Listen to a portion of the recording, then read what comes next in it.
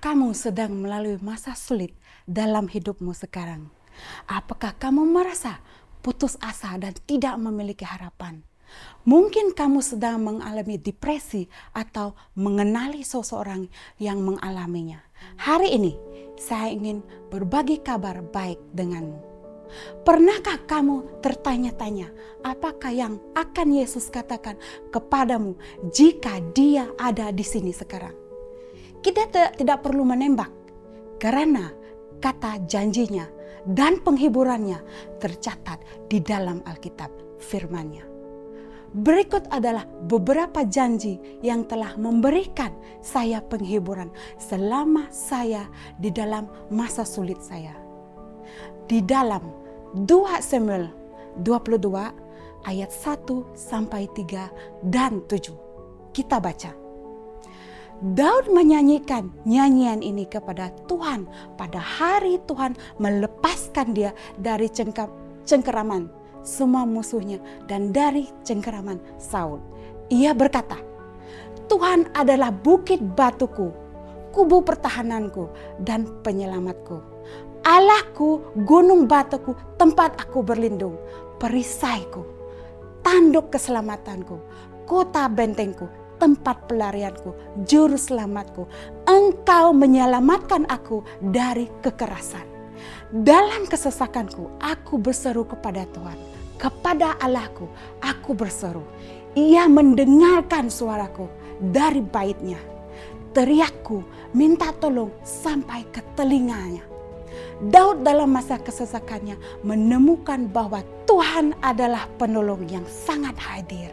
Dia menemukan Tuhan sebagai pelindung dan penyelamat dari mata airnya. Sama seperti Daud, kamu boleh berseru kepada Tuhan dan Dia akan mendengar dan menjadi tempat perlindunganmu. Di dalam Ibrani 13 ayat 5 sampai 6 mengingatkan kita akan kehadiran Tuhan yang tak tergoyahkan. Karena Ia telah berfirman, aku sekali-kali tidak akan membiarkan engkau. Dan aku sekali-kali tidak akan meninggalkan engkau. Sebab itu dengan yakin kita dapat berkata, Tuhan adalah penolongku. Aku tidak akan takut.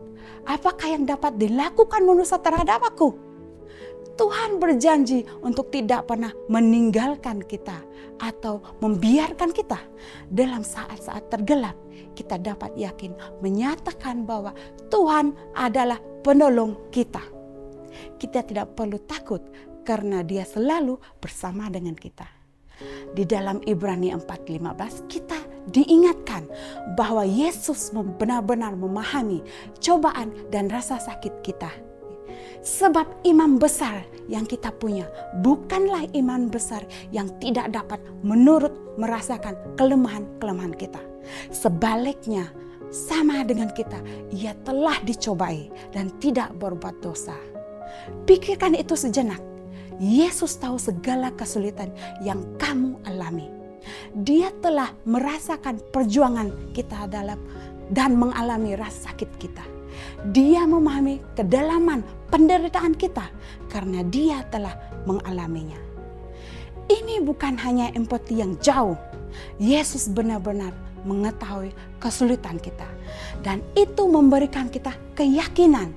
Kita justru percaya bahwa Dia tidak hanya bersama kita, tetapi juga sepenuhnya memahami apa yang kita hadapi.